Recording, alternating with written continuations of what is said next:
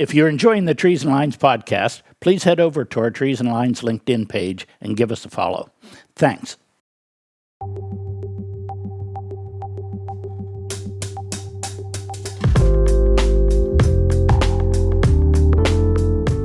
Welcome back to the conference, Trees and Utilities, another episode of Trees and Lines. We're sitting here with Phil Chen, the Strategic Solutions Lead at Overstory. Thank you so much for making time and joining us. Yeah, thank you guys. I think we were talking a little bit offline.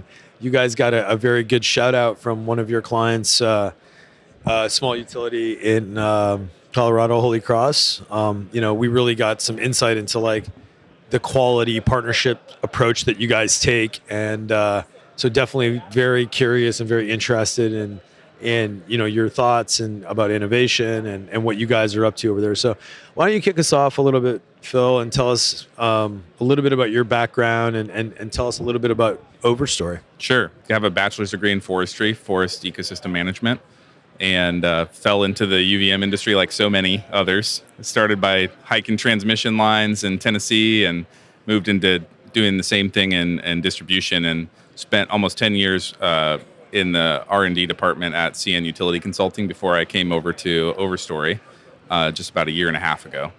And excited to be working in Overstory and sort of our strategy team, engaging with all of our existing customers and pursuits and making sure that we are aligning our insights with what they need help with so they get value out of it. So my understanding of Overstory is you guys predominantly focus on satellite imagery?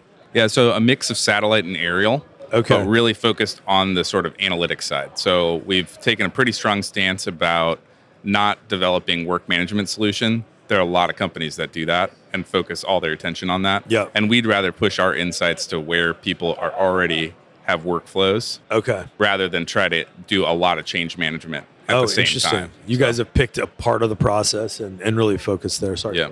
How old's Overstory? So Overstory has been around for about 7 years, and we were founded in the Netherlands, our Dutch founding. I was just there this summer. Yeah. And our founders were machine learning experts that focused their attention on forestry. So all the first work out of Overstory was in monitoring forests, mostly for logging operations, or some of the first clients were like Rainforest Alliance and others like that. Learned a lot about how to get information about trees remotely, and at a point where they decided they needed to scale, sought some investors, and they suggested, there's some people that really need to know about trees, and it's electric utility companies. They already need to know and already have programs built around understanding trees, and so you should go to that market. And so they started exploring that mostly in Europe at the beginning, and then in 2020 we made the switch to focus solely on electric utilities. So that's our prime focus now. You're taking existing data sets, right? You're not collecting the data. So we don't acquire ourselves, but we work with partners to do acquisitions. Okay. But so you're grabbing data from partners, and then you guys have built some IP around the analytics of that data and curate that for your client needs. Yeah, exactly. Got it. Okay. Yeah, so a lot of it's around, our machine learning models around tree detection, getting insights about trees.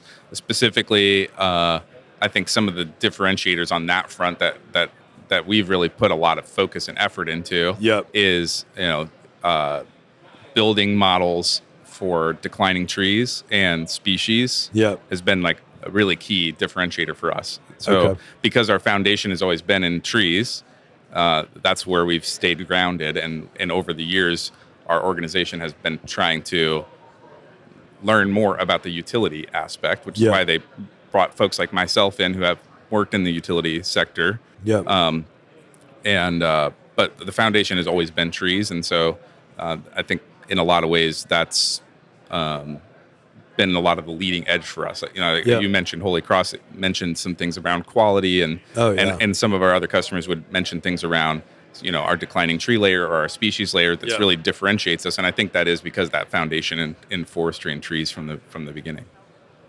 So talk to us about the declining forest.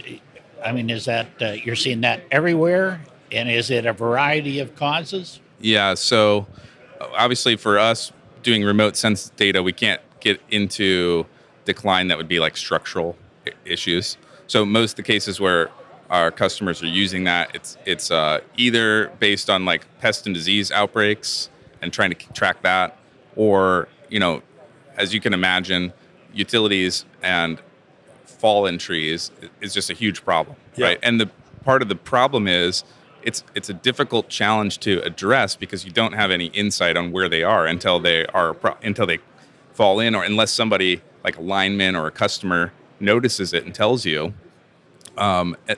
You have to have a program around that in order to go out there and find them. And so just being able to give people information and insight about not only where those exist now, where we can see them from the imagery, but also information about where are the volume of trees that have capability of striking on your system. What does that look like? Where are there trees that aren't capable of striking but show decline as sort of a leading indicator of forest health issues? Because even for us, the analysis is just a snapshot in time. So how do you address those moments beyond the moment we take imagery? So I know you used to work with some of the UAA committees. Yeah. And did you had an environmental bent, if I remember? That's right. Yeah. One of the founders of the Environmental Stewardship Committee. Yeah. Okay. So besides the declining forest, are you doing anything with compatibles or pollinators or? Right now, as far as pollinators, I think that's something that we look forward to in the future. Commercially available satellite imagery is at 30 centimeters. So every pixel is like the size of a piece of paper. So it gets pretty hard to really key in on individual species in the floor. But what we have started to do is our primary machine learning models are detecting trees. That's where we started. Mm-hmm. We started training additional models to look at the floor and say, okay, how can we start to, even though we can't get to species at this point, maybe someday resolution improves and we can do that, we can at least start to tell you about where heights and volumes of the floor are to sort of start to make some decisions around, what's there. And we haven't done anything specifically with compatible species. I wouldn't say like necessarily. Most of the time when we're doing species work, people want to target the problem trees, right? But I think there's a future in which that becomes relevant. When you say, just for the vernacular clarity, when you say training a model, essentially my understanding of that is you're feeding in a data set and you're identifying some variables. You're saying, okay, hey, in this data set, this is what a floor looks like. The next time you see this, you know that that's a floor. Yeah, exactly. Okay, is that essentially what you mean by training? A good example for this would be our declining tree model. So we have, besides myself, we have a team of arborists, 13 arborists that are doing both remote sense inspections to identify trees for training the model and doing field validation studies to go find declining trees that we can then geolocate that we have imagery of and tell the model, basically, this is what a declining tree looks like. This is what a dead tree looks like. And the same for species. We'll take a lot of data points to start training the model on, say, silver maple, and say, this is what a silver maple looks like a bunch of times. And then you give the model an area without any answers and say, tell me where all the silver maples are. And then you can start to make refinements to the model by saying, these pins were correct and these other pins were not correct. And it can, it sort of allows it to improve over time. I guess in a day and age where people throw around, buzzwords like AI and I've got tech and all this kind of stuff, we're in analytics, we're in data collection, like it almost feels like everybody is making a play. In an environment like that, how are you able to market and stand out and communicate with the market and make sure that they understand what you're focused on and not getting sort of lost in this overall movement? Sure, yeah. How has that been for you? Yeah, so it's interesting because, sitting here at a conference and there's a lot of that, right? Over the last few years, it's increased dramatically. And, every year there's new vendors you've never heard of and, you have to differentiate yourself for sure. I think, I can't speak much to the marketing side. I don't work on that side. But what I can say is for us, the key differentiators are that foundation in trees and just the way we work in general. People throw words around like partnership, but that's really the way that we operate. And a lot of the work and the advancements in our platform have come from working with specific customers on specific challenges, Yeah. and recognizing that although every utility has its own unique flavor, Yeah. the general issues Yeah. Are still the general issues. are still the general issues. Right. And so if we can solve something for one person, You can scale it. We can scale it. Yep. Maybe paint a picture of Overstory. By the way, great name. Yeah. I'm very sensitive to naming conventions because we've in our companies we have very complicated naming conventions. So every time I see a cool name, I'm like, Yeah. oh, I got that right. So in Overstory, how many employees? Kind of where is your geographic reach? Yeah. Yeah, so founded in the Netherlands. Yep. So we still have a pretty big contingent in and around Amsterdam. Yep. And Europe more broadly. Yep. A little over 50 employees. Okay. I would say about half of them are in Europe, and about half of us are in the U.S. And with a few outliers. Like we have one Canadian employee, one in Chile. Canadian. So there's a few of those Okay. outliers, but we had at the same moment that Overstory decided we're going to take a sole focus on electric utilities, they also had a realization that in today's world, especially post-COVID, we realized, we can actually work away from each other, and that functions. And so we're a fully remote company, and so that allows us to really hire the best talent wherever they are. Yep. And then we have a few contractors that we use. So we have a team of arborists that's internal, and we have a number of arborist contractors. And sometimes we'll pull in specific contractors for specialized analysis that we don't have in house. Yep. Something like that. But What percentage of those employees are engineers versus Yeah. market facing versus R&D? Like, yeah. So I would say we're pretty close to 50-50 at this point. Our business team, which is made up of sales and customer success primarily, Yeah. and then us in strategy, marketing, is around, I'm going to get the number wrong, but roughly like 24 of 50, something like that. Yeah. And then everyone else is, engineers. Experts in satellites or geospatial analysis and things of that nature. And you guys are privately held? We are. Okay. So you've taken... Well, we are. We have investors. You do? Yeah. So you have taken outside capital? Yeah. So I think, this is one of those things I think for the founders that was key is as they started developing a product and realizing there's a market fit. And when you're working in a space like this, like we've already said, people pop up all the time, and especially in the world of sort of like AI and all this stuff tech, if you fall behind, you're out. Oh yeah, for sure. And so they made a recognition early on, like we need to find some capital in order to scale and develop fast enough not to get left behind. But they've been really, really mindful. So I think some of it's just our founders in general, and some of it maybe is just like seed money. Yeah, but finding investors that we're very focused as an organization, although our products are all around trees and utilities. Yeah. But really the sort of deep-seated purpose of the organization is all climate focused. So climate tech and making sure we find investors that fit that model and sort of what do you want to say? Like investors that fit that so that we don't get pushed in a direction we don't want to go. Right. Like, European employees, do they work on utilities in Europe, or they're just remote workers for work here? We do work with a few utilities in the EU, but most of our sort of core engineering team that's doing the behind-the-scenes model work is all based in Europe because that's where we started. Okay. So the core initial engineering team was there and still is there. What do you mind sharing how many utilities you guys work with? Yeah, right. I don't know the exact count, but just over 50 right now, with 11 of them onboarding and sort of in pilot for the first time now, and the remainder of them are existing customers. And is that, when you say 50, I'm assuming that's probably got some co-ops in there as well? Yeah, big mix. So about, I would say, as far as analyzed line miles, we're probably about 50-50 on transmission distribution. But we work with municipals, small cooperatives, big IOUs, really the whole gamut. If I said to you, hey, by the way, tomorrow your client base now is 150, are you guys set to manage that inflow of work? Or is there some relationship with, hey, for every 10 utilities we onboard, we need to add an engineer, we need to add a strategist? Like, what's the relationship there? There's definitely a relationship. I don't know exactly what that math looks is. like. Yeah. For us, I think it's a little bit less on the. So the way our process works is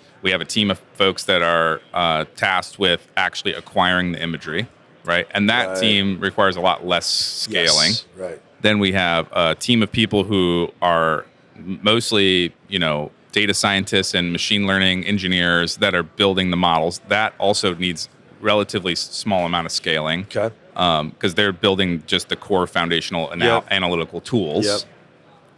And then we have our business-facing team, and then we have a group of folks that we call technical delivery leads that are handling the actual implementation. Got it. And that certainly needs to scale as the customer base scales, because a single individual can only handle so many deliveries in 1 week, right? So who is your? Can you list like 2 other companies that are directly competing with you guys, like that do what you do? Yeah, I wouldn't say that anyone's doing exactly what we do, because a lot of people are doing either more horizontal integration, or they're doing more things where we're like very vertically integrated with utilities, and we're focusing on this key piece of the process. Yep. But I would say our biggest competitors, if we're going to go out for RFP, would be LiveEO and AI Dash. But you can see, like AI Dash is their approach is a lot different from ours, because they're trying to bring a more end-to-end solution. Got it. And a little bit more horizontally integrated beyond just working with utilities. Yep. And that's just not our approach. But but if we were going to both bid on an RFP, we would be in the same. Got it. In the same pool. bucket. Yeah, in the same pool. Oh, very interesting. So obviously the technology's just changing every day. Oh yeah. So where has the price gone, and where's it going? Is it coming down with efficiencies or going up with complexity? Yes, for sure. A little bit of both. So I think satellite acquisition cost is a big part of the actual cost of acquiring the imagery is a relatively large component of our cost right now. Are you leasing the imagery, or meaning like, can you, the person who you're buying it from, are you buying like a license? Are you buying it outright and now you own it? Like, how does that work? In most cases, we're licensing it. Okay.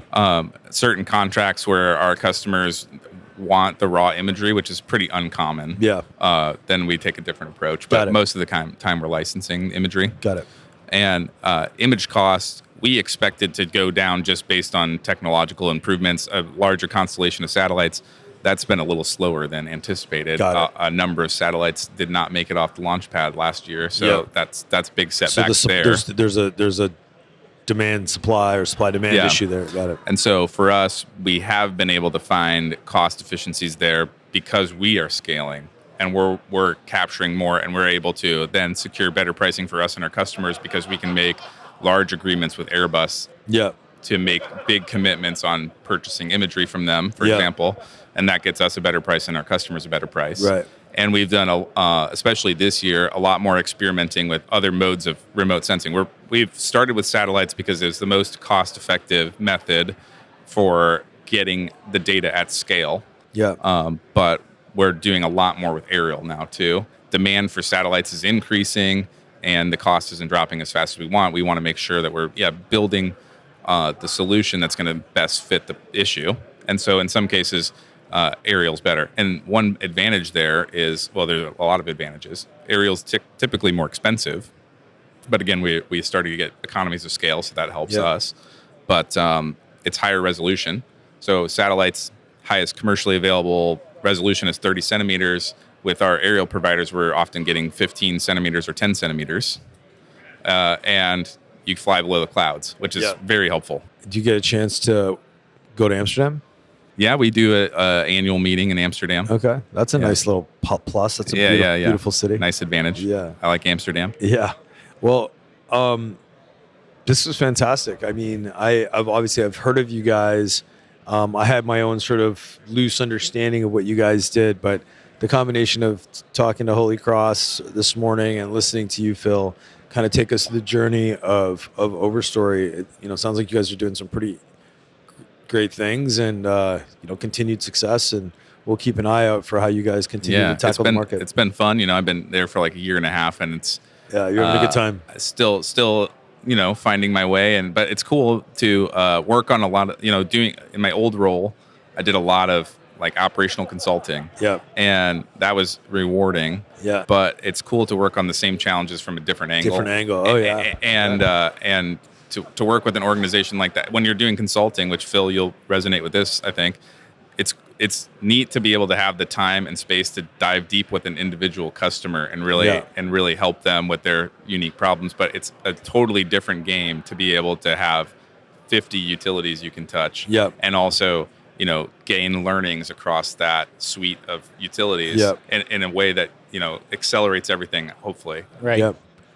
Well, thanks for making time to come chat with us today. Yeah, appreciate it. Phil, it's been good seeing you again. Yeah, this is been a great. We while. haven't talked in a while. Yeah. Phil and Phil, I love it. Thank you very much, Phil. Yeah, thank you. We'll see you soon. That's it for this episode of Trees and Lines, brought to you by Iapetus Holdings. If you like the show, please give us a 5-star rating on Apple or Spotify.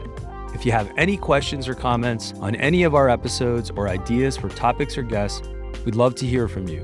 Please contact us at treesandlines@iapetusllc.com. We'll chat with you soon.